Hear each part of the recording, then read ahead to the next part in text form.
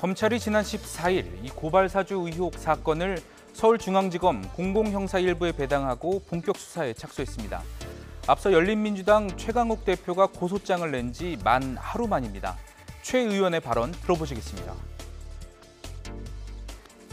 대한민국 검찰은 수사권을 가지고 검찰권을 활용하여 보복을 일삼는 깡패들이 주도하는 조직인지 아니면 정의와 진실을 찾는 대한민국의 국가 사정기관인지를 입증할 수 있는 중요한 기회이자 기로에 섰다고 생각합니다.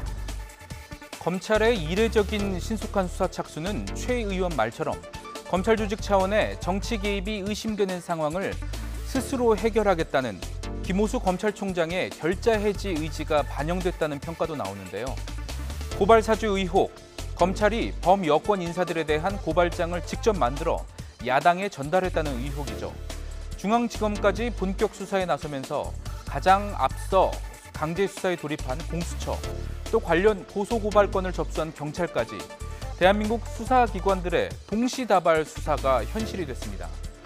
우선 큰 틀에서 검경 수사권 조정에 따라 직권남용 권리행사 방해와 공무상 비밀누설, 또 개인정보보호법 위반 등 혐의는 공수처가, 또 공직선거법 위반, 선거방해 혐의 수사는 검찰이 맡을 것으로 보입니다.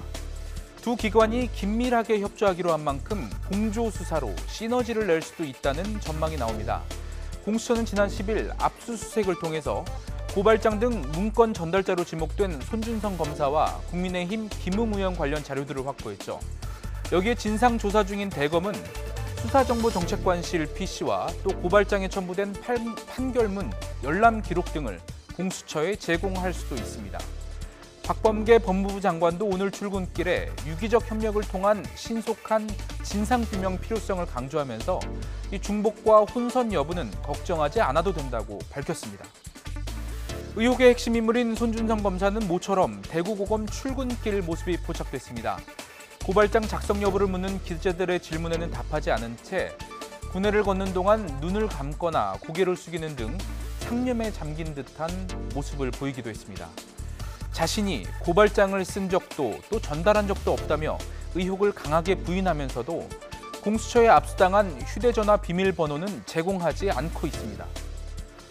송 검사는 문제의 고발장이 전달된 것으로 파악된 지난해 4월 이후 휴대전화를 바꾼 것으로 알려졌는데요. 이 새 휴대전화 비밀번호마저 알려주지 않는 점으로 미뤄 알려진 것처럼 김웅 의원과 제보자 조성은 씨 말고 다른 루트를 통해 고발장 전달이 이루어진 것 아니냐는 추론도 나오고 있습니다. 앞서 문제의 고발장이 국민의힘 법률자문위원장 정점식 의원에게 전달된 사실까지 확인된 상황입니다. 공수처와 검찰의 공조수사가 어떤 결과를 낼지 지켜봐야겠습니다. YTN 양시창입니다.